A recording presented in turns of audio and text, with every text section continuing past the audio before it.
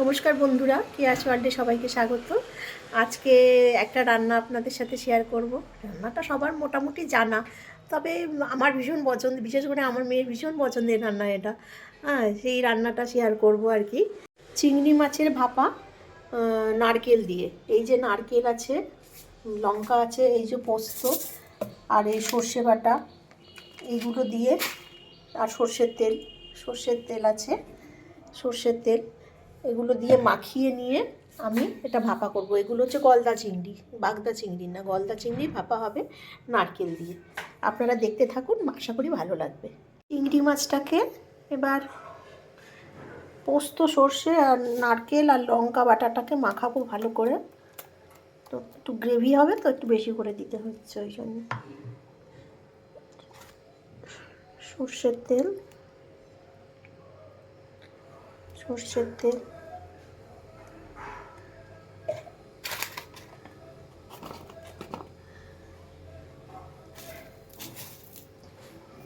চিনি,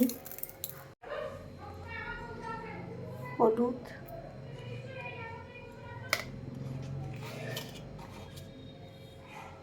নুন,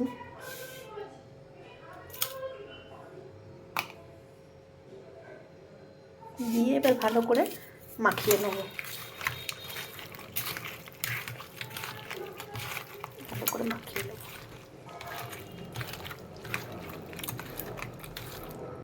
মাখানোটা আমার হয়ে গেছে।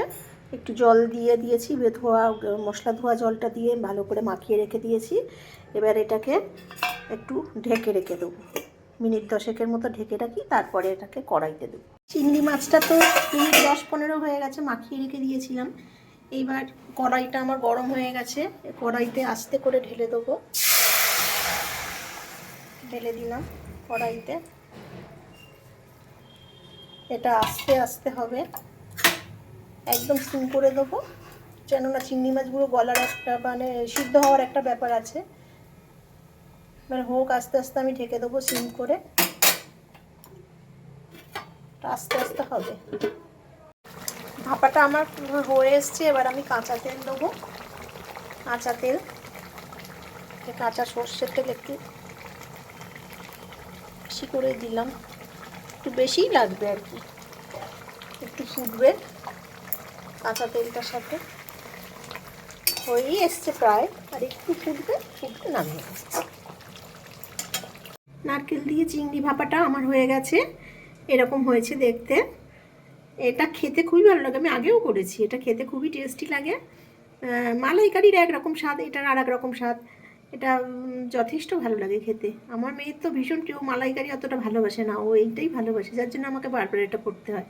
বন্ধুরা, আপনাদের ভালো লাগলে আপনারা প্লিজ পেজটাকে ফলো করবেন আর ইউটিউব চ্যানেলটাকে সাবস্ক্রাইব করবেন।